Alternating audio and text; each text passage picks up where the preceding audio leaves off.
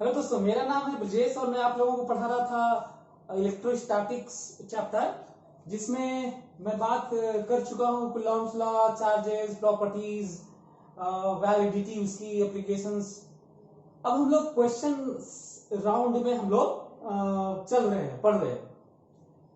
तो आप लोग देख रहे होंगे कि मैं किसी भी क्वेश्चन में जितनी भी पॉसिबिलिटीज होती हैं वो सारे डिस्कस करता हूं, और उसका मकसद बस सिर्फ ये होता है कि क्योंकि लॉज लिमिटेड हैं तो हर जगह वही लगते हैं, पर सिचुएशन या कंडीशन इस तरह के अरेंजमेंट बदल दिए जाते हैं तो अटेम्प्ट करना मुश्किल हो जाता है।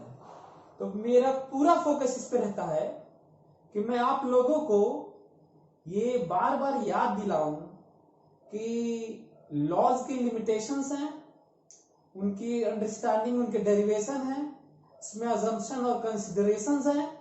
यदि आप वो शुरू में ही सीख गए, जो कि बहुत बहुत कम में रहता है, तो बाकी सब जगह आपको सोचना होता है कि इसमें अलग से हम क्या और भी प्लान करें, वही फॉर्मूला को लगाते हुए, ताकि हम इसको भी कर लें। तो क्वेश्चन लिखते हैं और डिटेल डिस्कशन करते हैं पॉसिबिलिटीज के नाम पर। क्वेश्चन लिखिए, आप पेन कॉपी लीजिए, क्वेश्चन लिखिए। Two positive charges, each of magnitude q, two positive charges, each of magnitude q, are fixed at separation d, as shown in figure. Then find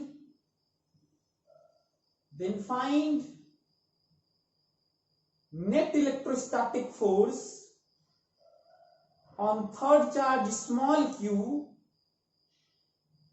Then find net electrostatic force on third charge small q at distance x from midpoint on perpendicular bisector. हालांकि shown in figure लिखा हुआ है तो और भी छोटा question लिखवाया जा सकता था। तो हम लोग क्वेश्चन ये है,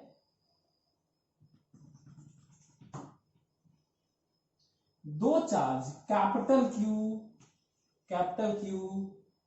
डी सेपरेशन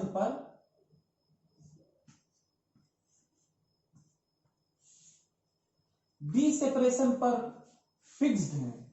ये दोनों डी सेपरेशन पे, जैसा कि मैं बताया हूं आप लोगों को कि सबसे पहले हमें एक रफ डायग्राम बनाना होता है, फिर हमें देखना होता है कि वो अरेंजमेंट कैसा है, उसमें क्या पाना है।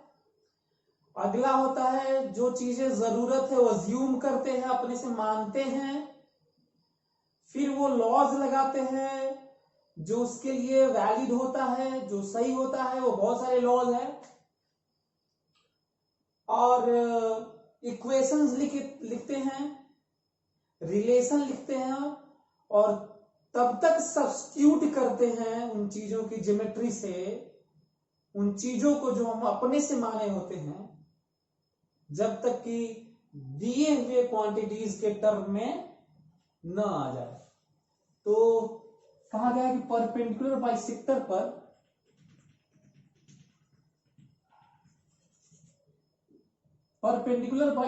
पर एक क्यू चार्ज है, और बताना है कि इस पे नेट इलेक्ट्रोस्टैटिक फोर्स कितना है।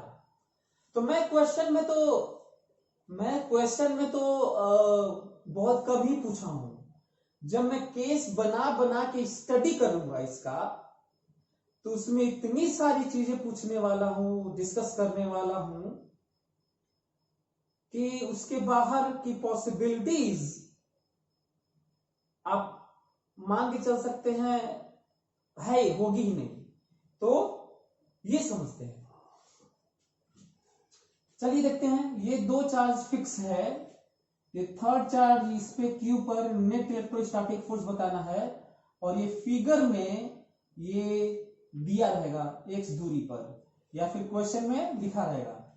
यदि ये परपेंडिकुलर बाइसेक्टर है तो आपको पता है। अच्छा, पहले सोचते हैं इस पे कितने फोर्सेस लगेंगे। जैसा कि मैं पढ़ाता आया हूं उसके अनुसार जितने भी चार्ज होते हैं सराउंडिंग में सब लगाते हैं, तो ये भी लगाएगा इस पे और ये भी लगाएगा इस पे, दो ठो हैं तो दोनों लगाएंगे इस पे, और इसका मतलब दो फोर्स लगेगा, तो दोनों फोर्स लगाते हैं। इसके द्वारा ऐसे ऐसे फोर्स लगाया जाता है, हमेशा ध्यान देना चाहिए। इसके द्वारा इस पे, तो इस पे यदि सेम साइन है तो अवे, और अपोजिट साइन है तो अपनी तरफ, तो क्योंकि सेम साइन माने हुए अवे एफ। सिमिलरली यहां पे आप देखेंगे तो फिर से इसके द्वारा इस पे ये अपनी तरफ खींचेगा कि अवे रिपेल करेगा, तो प्लस प्लस रिपल्सन, इसके द्वारा इस पे एफ। ये समझना है हम लोगों को, ठीक है। ये दोनों, अच्छा इसका नेट फोर्स 2F नहीं होगा। हम लोग इस बात का हमेशा ख्याल करेंगे कि बात अक्सर या तो नेट पूछा जाता है या तो नेट से हमें कुछ निकालना होता है, पूरे फिजिक्स में ही होता है। और उसमें हम लोगों को ध्यान देना होता है, दो ही तरह की क्वांटिटीज होती हैं, या तो स्केलर होती हैं या तो वेक्टर होती हैं। और अक्सर बात होती है जोड़ लेने की, मास जोड़ लेने की, इनर्शिया जोड़ लेने की, एरिया जोड़ लेने की, वॉल्यूम जोड़ लेने की, है ना। और बहुत सारे वेक्टर्स भी ऐसे ही, वेक्टर फोर्स जोड़ने की, फील्ड जोड़ने की, वेलोसिटी जोड़ने की, वेलोसिटी घटाने की, इस तरह की बातें होती हैं। तो हमें ये देखना होता है कि ये वेक्टर है कि स्केलर है। यदि वेक्टर है तो वेक्टर की तरह जुड़ेगा डायरेक्शन के साथ, स्केलर है तो स्केलर की तरह जुड़ेगा। तो ये इसका नेट फोर्स 2F नहीं होगा, बल्कि हमें वेक्टर की तरह जोड़ना होगा, जो वेक्टर के लॉज हैं। तो वेक्टर के लॉज हैं, डायरेक्शन के साथ जुड़ते हैं। और आपको पता होना चाहिए, उसके लिए हमारे पास फार्मूला भी है दो चीजों का, वेक्टर का, √a² plus b² plus 2ab cos theta √, ठीक है। और दूसरा एक और तरीका है x y एक्सिस मान के रिजॉल्व करके। चलिए देखते हैं। ये मान लेते हैं थीटा है और ये मान लेते हैं थीटा है, ठीक है। ये थीटा है और ये थीटा है। आमने सामने एंगल ये भी थीटा होगा, आमने सामने एंगल ये भी थीटा होगा। अब हम ये मान रहे हैं कि इसको मान लेते हैं ये x है और इसको मान लेते हैं y एक्सिस है। आप लोग ध्यान दे रहे होंगे, यदि ये D है, परपेंडिकुलर बाइसेक्टर है, आधा आधा डिवाइड कर रहा है, तो ये है d/2 और ये है d/2। ये दिया हुआ था, लेकिन थीटा नहीं दिया था, f नहीं दिया था, xy नहीं दिया था। क्या इसे सीखना है? आपको फ्रीडम है किसी भी क्वेश्चन में अपने से एक्सिस मानना, थीटा मानना, जो भी जरूरत है, f लिखना, जो भी जरूरत है, इस तरह का r लिखना, ये r दूरी, मैं आपको ये बताना चाहता था। तो ये जरूरी है। कई बच्चे इसलिए क्वेश्चन नहीं कर पाते क्योंकि ये अज्यूम नहीं करते अपने से, बाद में सब्स्टिट्यूट करेंगे। ये एक पॉइंट है।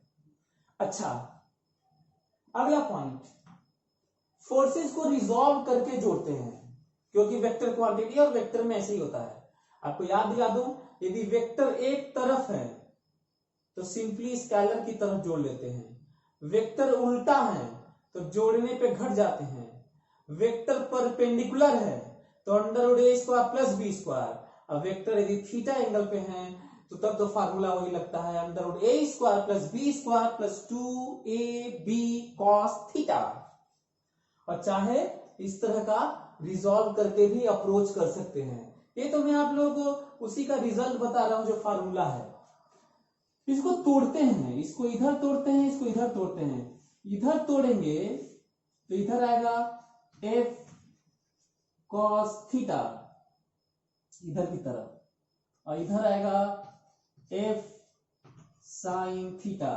इसको भी तोड़ेंगे तो इधर आएगा f cos थीटा, तो इसका भी f cos थीटा और इसका भी f cos थीटा, ये हो जाएगा 2f cos थीटा, और इसका इधर हो जाएगा f sin थीटा। अब देख रहे होंगे यदि इनको जोड़ा जाएगा x वाला तो 0 आएगा, लेकिन y वाला जो जोड़ा जाएगा तो मिलेगा 2f cos थीटा। हम लोगों को मिला f net, this is f net, क्योंकि x तो 0 हो गया है। यदि x 0 हो गया है तो f नेट यही वाला है, केवल ये वाला। और वैसे भी एक याद दिला दूं आपको, जब दो फोर्स सेम मैग्नीट्यूड के होते हैं, जब दो फोर्स सेम मैग्नीट्यूड के होते हैं तो उनका नेट हमेशा बीचों बीच आता है, एंगल बाइसेक्टर पे आता है। ये पहली बार बात नहीं हो रही है, लेकिन हाँ जब मैग्नीट्यूड बराबर होते हैं तब इसकी वैल्यू रखते हैं, 2f cos थीटा की वैल्यू रखते हैं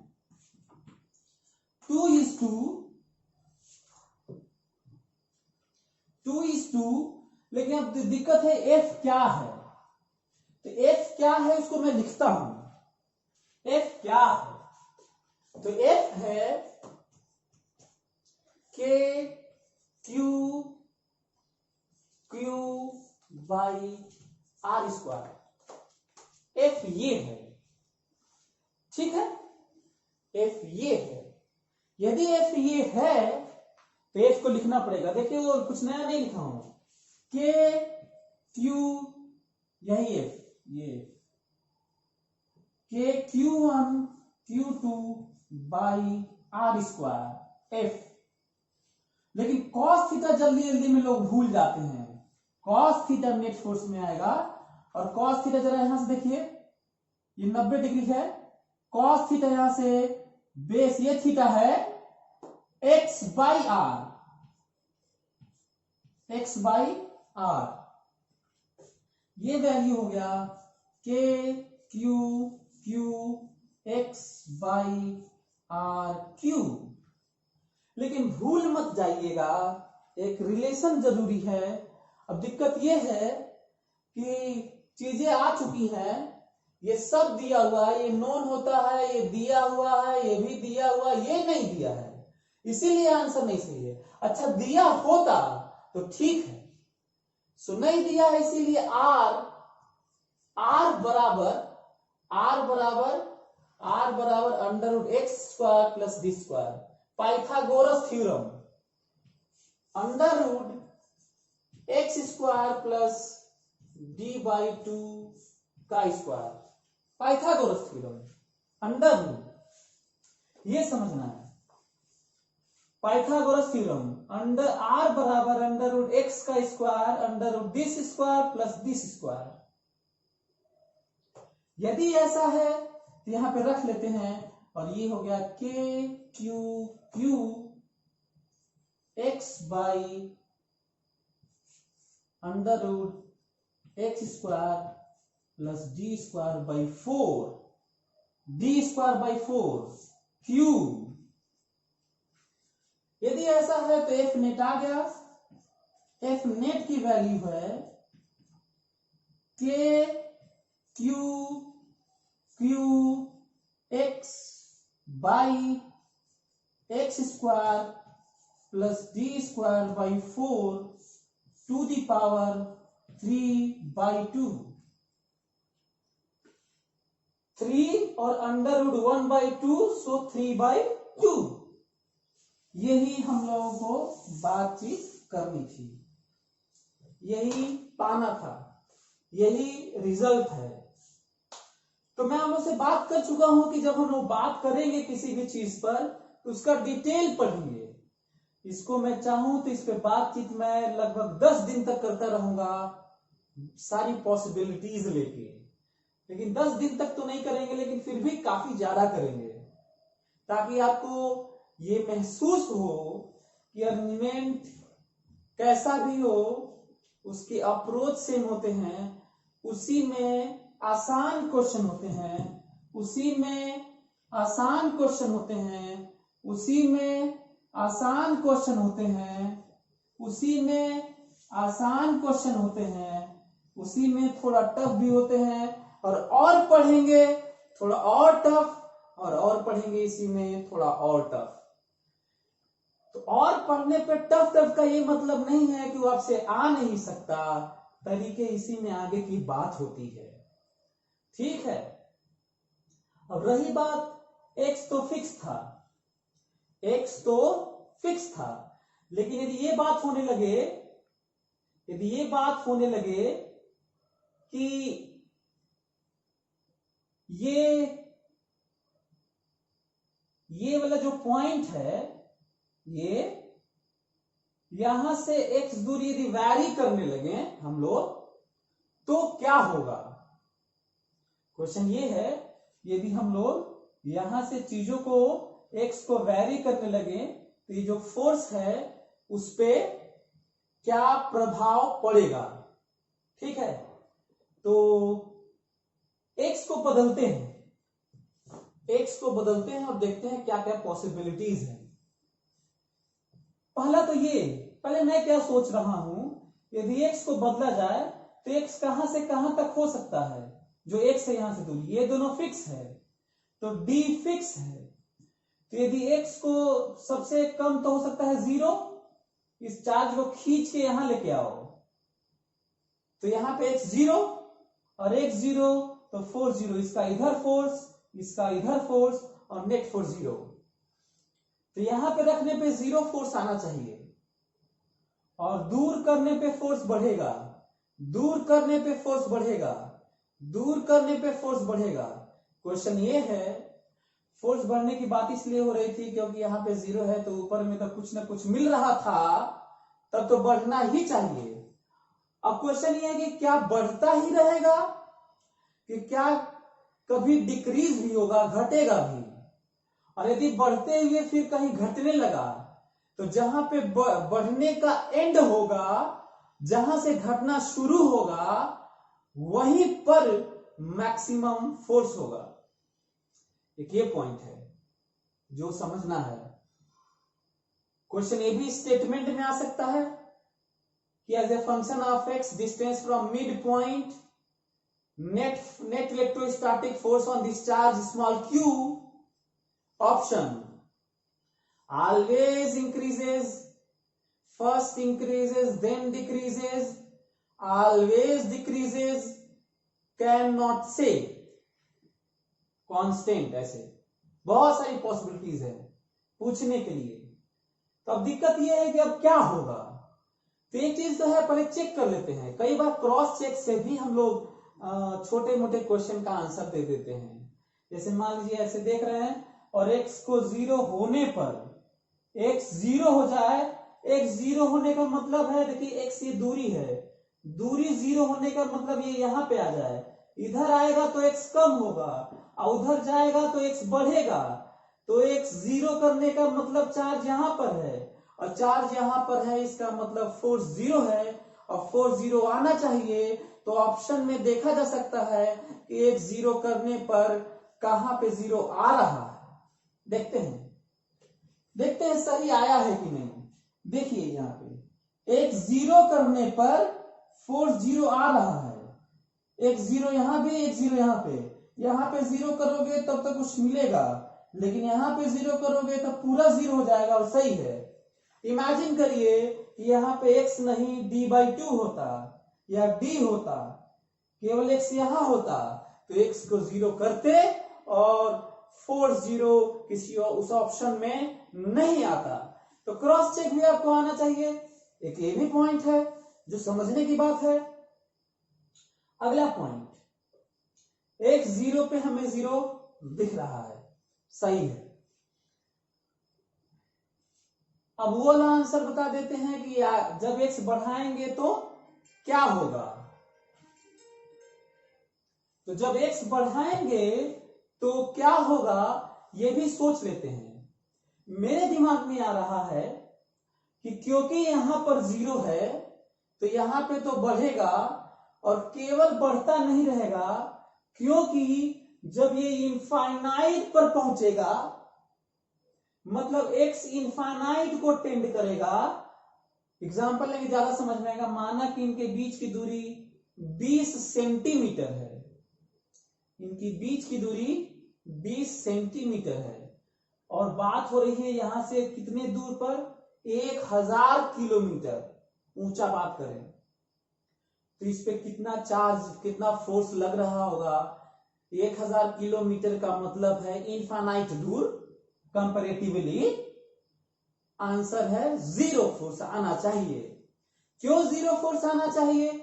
क्योंकि इनफाइनाइट दूरी पे इसका भी फोर्स 0 होता है, के q Q by infinite square, और के q Q by infinite square. तो इनफाइनाइट दूरी पे किसी पॉइंट चार्ज का किसी पॉइंट चार्ज पर 0 फोर्स होता है, तो इसका भी 0 फोर्स होगा और इसका भी 0 फोर्स होगा, तो नेट 0 फोर्स होगा। इसका मतलब यह है कि यहां पर भी 0 है और इनफाइनाइट दूरी पर भी 0 है, तो ऐसा नहीं है कि हर जगह 0 है, क्योंकि फोर्स तो दिख रहा है, इनका नेट ऐसे आ रहा था। इसका मतलब साफ है कि यहाँ पे 0 है तो पहले बढ़ा होगा, फिर घटने के बाद 0 हुआ होगा, इसके अलावा कोई संभावना नहीं है। इसका मतलब इसका आंसर है net force first increases then decreases. Reason आपको समझा दिया। एक और चीज है, यदि वैल्यू आ गया है, यदि ये वैल्यू आ गया है तो इसको मिटा देते हैं। यदि वैल्यू आ गया है इसको मिटा देते हैं, क्योंकि हमारे पास एक्सप्रेशन है। और बात करते हैं किसकी? बात करते हैं इसके वैल्यू की। x बराबर 0 रखने पर f नेट 0 है, ठीक है। लेकिन x टेंडिंग टू इनफाइनाइट जब रखा जा रहा है तो भी मेरे बातचीत से आ चुका है f नेट 0 ही होगा। जो लोग मैथ साइड से हैं, मैथ्स पढ़े हैं, वो तो लिमिट से भी कर सकते हैं। यदि मैं कहूं कि इसका लिमिट लो, कहूं कि लिमिट के q q x by x square plus d square by 4 to the power 3/2 x tending to infinite. Limit लो, क्योंकि लिमिट डायरेक्ट रखने पे तो गड़बड़ हो रहा है। क्या गड़बड़ हो रहा है डायरेक्ट रखने पर? समझने वाली बात है। इनफाइनाइट रखा जाएगा, जैसे यहां पे है, तो इनफाइनाइट यहां पे रखा जाए और इनफाइनाइट यहां पे रखा जाए, तो रिजल्ट आएगा इनफाइनाइट बाई इनफाइनाइट। तो पता नहीं चल रहा है क्या आएगा, जो कि बिना मैं इनफाइनाइट बाई इनफाइनाइट के सोच के मैं बता दिया हूं कि 0 आएगा, क्योंकि इनफाइनाइट दूरी पे इसका भी अपना फोर्स 0 होगा, इसका भी अपना फोर्स 0 होगा, तो नेट तो 0 होना चाहिए, जो मैं लिख चुका हूं। लेकिन जो लोग लिमिट नहीं पढ़े होंगे, जो मैथ्स में है, तो ठीक है, वो बस इतना ही जान ले, अच्छा है मेरी तरीके से सोच ले। नहीं तो जो मैथ्स पढ़े हैं, लिमिट पढ़े हैं, वो मेहनत करें और उनको 0 मिलेगा। एक ये पॉइंट है, समझने वाली बात है, ये इंपॉर्टेंट पॉइंट है, ठीक है। तो एक तो ये पॉइंट हुआ जो हम लोग बात किए। दूसरा नेक्स्ट पॉइंट, ये बात हो रही है कि चलिए, जब इसको चार्ज को ऊपर ले जा रहे थे तो 0 फोर्स यहां पर था, वो बढ़ा बढ़ा बढ़ा बढ़ा बढ़ा, जहां से घटना शुरू हुआ वहां पर मैक्सिमम है, तो वो कहां है और कितना है। 2 पॉइंट, वो जगह कहां है और वो वैल्यू कितना है। अब हम लोगों को पता नहीं चल रहा है, क्योंकि जिस तरह से कॉस थीटा और आर वेरी कर रहा है, ऊपर जाने पर थीटा कम हो रहा है, थीटा कम हो रहा है तो कॉस थीटा बढ़ रहा है, पर आर ज्यादा हो रहा है तो फोर्स कम हो रहा है। दोनों के बीच में फाइट है। अब ये नहीं समझ में आ रहा है कि वो पॉइंट कहां है। जब भी नहीं समझ में आए जनरल पॉइंट, बात इस क्वेश्चन की नहीं है, बात इस चैप्टर की नहीं है, बात इसकी है कि जब कॉन्टिन्यूअस वेरिएशन इस तरह का कहीं भी मिले, कोई भी चैप्टर हो, मैं इवन कहता हूं कोई भी सब्जेक्ट हो, केमिस्ट्री हो, मैथ्स हो, कोई भी हो, चैप्टर हो, सब्जेक्ट हो, आपको जनरल एक्सप्रेशन निकाल के और आपको डिफरेंशिएट करना होता है और उसको जीरो से इक्वेट करना होता है, तब जाकर मैक्सिमा मिनिमा मिलता है। ये समझने की जरूरत है। अब आप लोग कुछ ये भी मुद्दा उठा सकते हैं कि ऐसा क्यों करते हैं। मैं आपको बता देता हूं, छोटे छोटे तौर पे आप लोगों को आज आइडिया दे देता हूं, उसके बाद आप लोग इसको ख्याल रखिए क्यों हम लोग ऐसा करते हैं। पहले तो मैं बताता हूं कि मैं करने क्या जा रहा हूं। जब भी मैक्सिमम मिनिमम फोर्स की बात होगी तो हम लोग डिफरेंशिएट करके जीरो करेंगे। For maximum F net, for maximum F net, D F net by D x बराबर 0। आप कह सकते हैं कि सर ये मैक्सिमम एफ पाने के लिए डिफरेंशिएट करके 0 क्यों कर रहे हैं, क्यों किया जाता है, किसके रिस्पेक्ट में डिफरेंशिएट किया जाता है किसी भी क्वांटिटी को, जिसके टर्म में वो होता है, वेरिएबल के टर्म में उस क्वांटिटी को। और बात एफ नेट की नहीं है, बात current maximum, plane maximum, acceleration plane का angle maximum, range maximum, acceleration maximum, velocity maximum, magnetic field maximum, this maximum, that maximum, कुछ भी मैक्सिमम या मिनिमम भी, तो जनरल इक्वेशन निकाल के डिफरेंशिएट करके 0 करते हैं। जब चीजें ऐसी बदलती हैं कि हमें आइडिया न लगे। कैलकुलस की खोज इसके लिए भी हुई थी कि हम लोग कहीं पे भी इन चीजों को समझ पाए, जो रेट ऑफ चेंज के बारे में बताता है। अब क्वेश्चन ये है कि ऐसा करते क्यों हैं। तो ये तो हालांकि मैथ्स का पॉइंट है, पर जैसा कि मैं आपसे बोला था कि मैं केवल आपको चीजें रटवाऊंगा नहीं, हर एक के पीछे रीजंस बताऊंगा, वो जानना जरूरी है। तो चलिए हल्का सा आइडिया दे देता हूं। आपको याद होगा कोई चीज बढ़ के घटे, घट के बढ़े, कुछ हो, तो आप याद करिए डिफरेंशिएशन स्लोप देता है। क्या देता है? डिफरेंशिएशन स्लोप देता है। और स्लोप आपको पता है क्या है? स्लोप इसे कहते हैं, स्लोप इसे कहते हैं टैन थीटा, स्लोप इसे कहते हैं, स्लोप इसे कहते हैं, स्लोप इसे कहते हैं।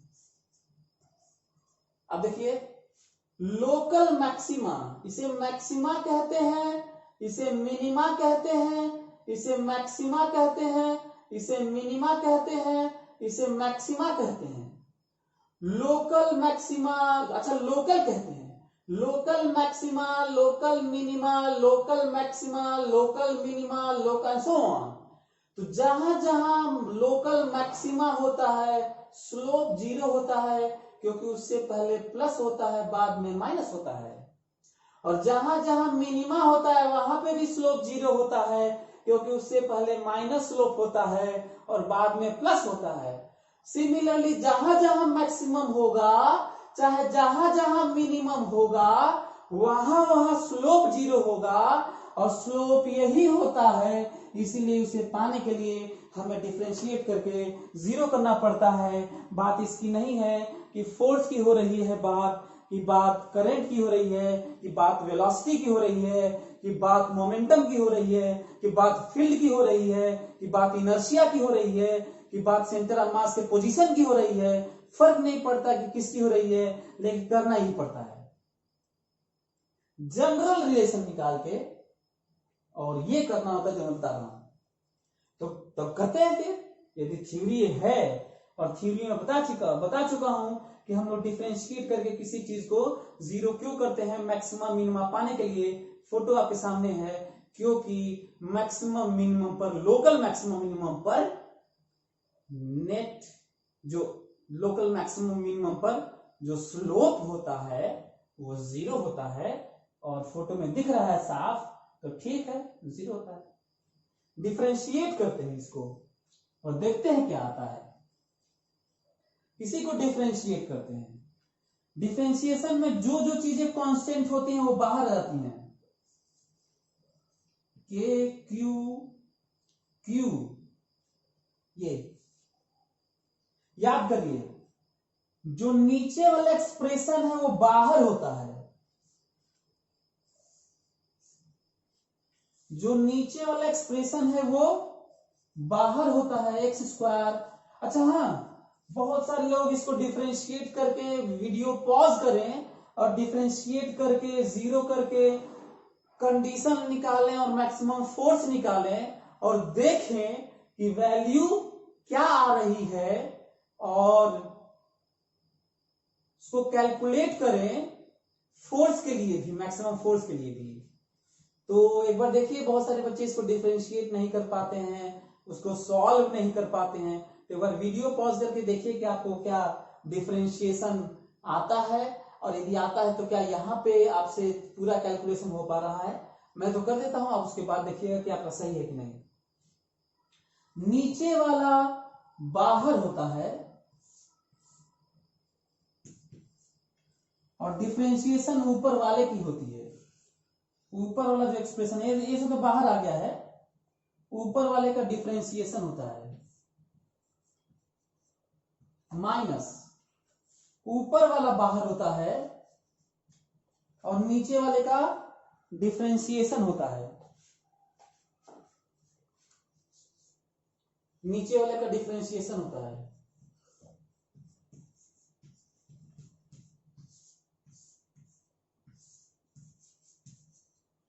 होल डिवाइडेड बाई नीचे वाला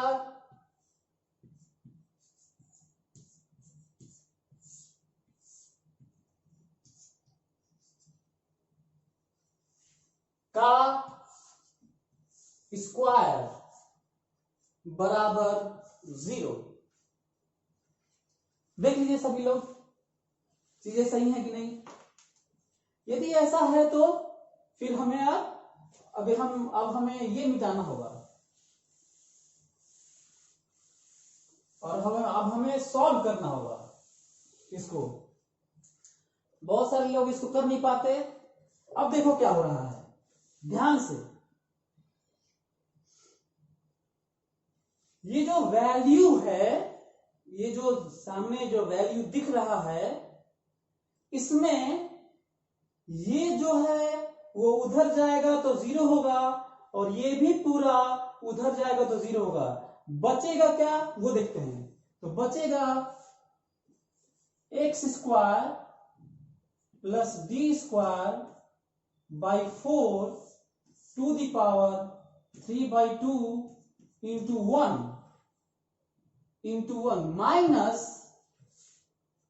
माइनस एक्स, इसका डिफरेंशिएशन होगा जो सामने दिख रहा है, ये 3/2 है।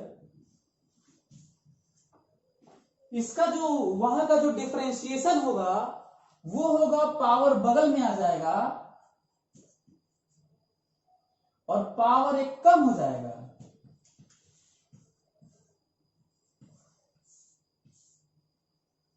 पावर एक कम हो जाएगा, -1 हो जाएगा। इसमें -1 करोगे तो 1/2 बचेगा, और जो अंदर में ये एक्सप्रेशन होता है इसको डिफरेंशिएट करके मल्टीप्लाई करना होता है, इसको 2x करना होता है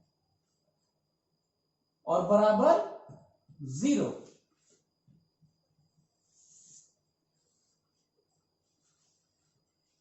फिर से ध्यान सुनो मैं क्या बोल रहा हूं।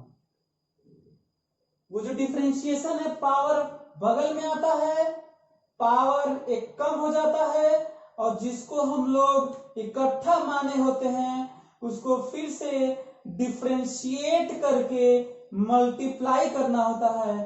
तो इसका तो 0 होगा, इसका 2x होगा और बाकी ये सब उधर जाके, इन सब को लिखना नहीं है, ये सब उधर जाके 0 हो चुका है।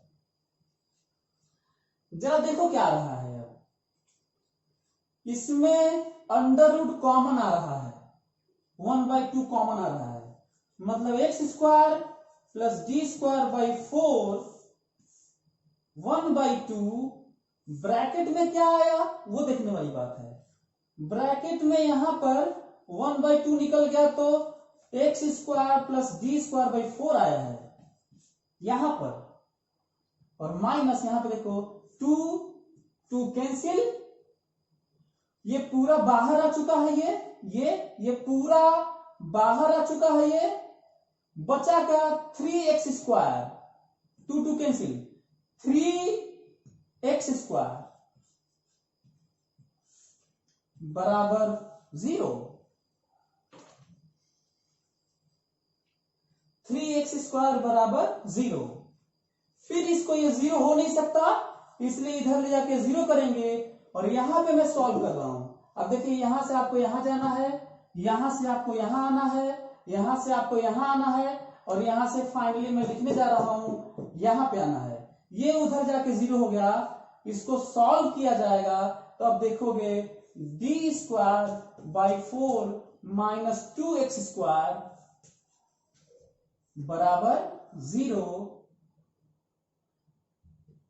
तो x² बराबर d²/8, सो x बराबर प्लस माइनस d/2√2।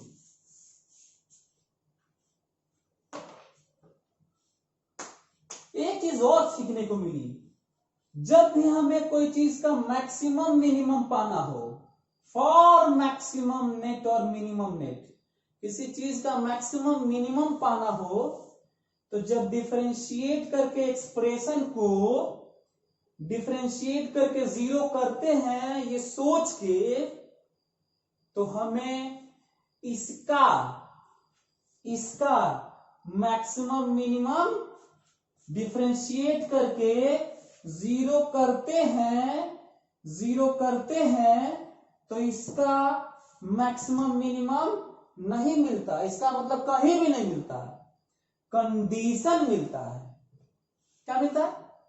कंडीशन मिलता है, सिचुएशन मिलता है ना, वो केस, वो वेरिएबल की वैल्यू मिलती है, वेरिएबल की वैल्यू मिलती है।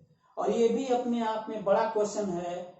तो यदि मैं कहूं, एक ऑब्जेक्टिव क्वेश्चन ये भी हो गया, मैं कहूं कि बताइए यहां पे कितना दूरी पर जो इलेक्ट्रोस्टैटिक फोर्स लग रहा है, कितना दूरी पर इलेक्ट्रोस्टैटिक फोर्स लग रहा है, वो मैक्सिमम होगा कितना दूरी पर? तो आंसर है d/2√2 दूरी पर। क्या आंसर है? d/2√2 दूरी पर मैक्सिमम फोर्स हो रहा होगा। तो अगले क्लास में हम लोग इसका ग्राफ खींचेंगे, अगले क्लास में हम लोग इसका ग्राफ खींचेंगे और मैक्सिमम फोर्स निकालेंगे और डिटेल में ऑसिलेशन, माइनस चार्ज के लिए, इन सब के लिए देखते हैं कितने लोग होम असाइनमेंट के नाम पर ये जो वेरिएशन है फोर्स का, इसका ग्राफ खींचते हैं और मैक्सिमम नेट फोर्स। यदि मैं कहूं कि मैक्सिमम नेट फोर्स कितना होगा तो आप लोग घर पे इसको यहां पे रख लीजिएगा, x की जगह रख लीजिएगा, जो वैल्यू आएगा वही रिजल्ट है मैक्सिमम फोर्स लिए। फिलहाल पोजीशन तो आ चुका है, तो इसको याद भी रखना है आपको।